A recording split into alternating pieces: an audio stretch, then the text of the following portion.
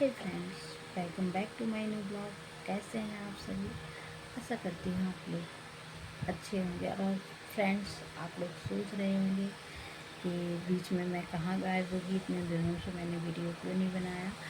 तो जैसा कि फ्रेंड्स, आप लोगों को पता है कि एग्ज़ाम के 10 दिन पहले से ही मैंने हमारा जो टीजीटी का एग्ज़ाम था उसके 10 दिन पहले से ही मैंने वीडियो बनाना बंद कर दिया था। और फिर उसके बाद में मैं जैसे ही एग्ज़ाम लेके आई तो अचानक से कुछ ऐसा हुआ कि मुझे तुरंत यहाँ से जहाँ मैं रहती हूँ रेंट पे, वहाँ से मुझे ससुराल जाना पड़ा, जिसकी वजह से मैं वीडियो नहीं बना पाई।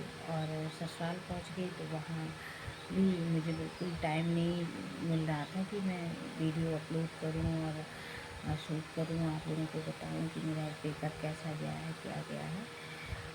उसके बाद में मैं मायके चली गई अपने घर, तो नहीं बना पाई, जिसकी वजह से इतना लंबा गैप हो गया वीडियो बनाने में। और अब मैं वापस आ गई हूँ रूम पे और बच्चे स्कूल जाने लगे हैं।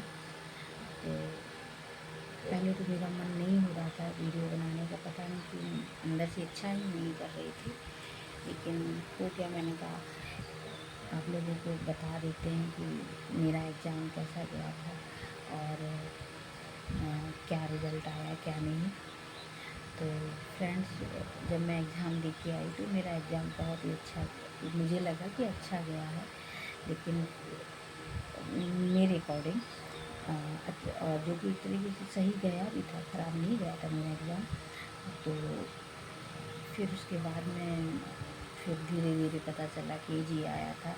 लेंदी तो था, जो बायोलॉजी मेरा सब्जेक्ट है वो लेंदी था, क्योंकि लास्ट के कुछ क्वेश्चन मैंने मतलब कि ऐसा नहीं कि पढ़े नहीं थे, पढ़े थे, लेकिन बिल्कुल भी उन क्वेश्चन को पढ़ के एक भी मिनट मेरे पास ये नहीं था कि मैं उन पर खुद विचार करके आंसर करूं।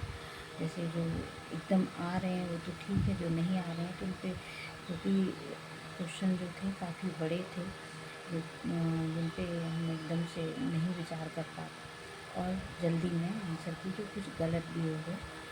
तो लगभग 105 नंबर मैंने उसी समय मिलाया था तुरंत, तो 105 नंबर का मेरा सही हुआ था। उस समय आंसर की नहीं आई थी, ना ही मैंने आंसर की से फिर मिलाया, क्योंकि जो मेरा क्वेश्चन पेपर था वो यहीं रूम पे ही रह गया था। मैं अचानक घर चली गई थी, तो फिर मैं नहीं मिला पाई। उसके बाद में आई जब तक उसके तो रिज़ल्ट ही आ गया। रिज़ल्ट आ गया तो फिर कोई मिलाने का वही नहीं था। आंसर की से तो नहीं मिलाया था मैंने आंसर की से, जो यूट्यूब पे सभी लोग बताते हैं उसके अकॉर्डिंग 105 का मेरा सही था। क्वेश्चन 105 नंबर नहीं, 105 क्वेश्चन सही थे मेरे। तो और आप लोग जानते हैं कि रिज़ल्ट भी आया तो वो भी ऐसे आया है कि उसमें ना तो कट ऑफ पता चल रही, ना कोई रैंक पता चल रही, कितनी किसकी कट ऑफ गई ये भी नहीं पता चल रहा है। जबकि रिज़ल्ट तो दुगना आया है, डेढ़ गुना दुगना, डेढ़ गुना समझ लो या दुगना समझ लो आया है। तो उसमें मेरा नहीं हो पाया है, और आप लोगों को यही बताना था कि उसमें मेरा सिलेक्शन नहीं हुआ है। लेकिन अब क्या ही किया जा सके, कष्ट तो बहुत हुआ, बहुत ये हुआ कि 3-4 साल से लगे हुए थे, कितना भी टाइम मिलता था वैसे भी बच्चों को भी साइड किया, बच्चों की पढ़ाई भी सेक्रीफाइस की, उनको भी टाइम नहीं दे पाए और बस अपने पढ़ाई में लगे रहे जब भी जितना टाइम मिला, और नहीं हो पाया तो बहुत ही दुख हुआ। और जैसा कि सीट बहुत कम थी और जानते हैं आप लोग कम थी, लेकिन फिर भी सभी लोग लगे हुए थे, हम भी लगे हुए थे। और अब आगे सुनने में आ रहा है कि नई वैकेंसी में काफ़ी ज़्यादा सीट्स आने वाली हैं। तो देखते हैं, चलिए अब उसी के लिए तैयारी की जाएगी, क्योंकि बैठना तो नहीं है, क्योंकि तैयारी कर रहे थे तो जब जहाँ इतना किया है वहाँ थोड़ा सा और ये नई वैकेंसी जहाँ तक नवंबर दिसंबर तक क्लियर भी हो जाएगी, सुनने में आ रहा है। अब पता नहीं क्या होगा, क्या सरकार करेगी, वो नहीं पता है। सुनने में आ रहा है कि क्लियर हो जाएगी। तो बस हम भी क्या कर सकते हैं, हम भी अपनी तैयारी करेंगे फिर से। तो फिर से तैयारी करने की सोच रहे हैं, ज़्यादा समय नहीं है। और मैं कोई भी नया बैच या कुछ भी नहीं ले रही हूँ। और आप लोगों को भी यही सलाह दूँगी कि जिसके पास नोट्स हैं अपने, तो उन्हीं को पढ़िए। कोई भी नया बैच लेने की मुझे नहीं लगता ज़रूरत है। होना होगा तो उन्हीं नोट्स से हो जाएगा जो हम लोगों ने बना के रखे हैं।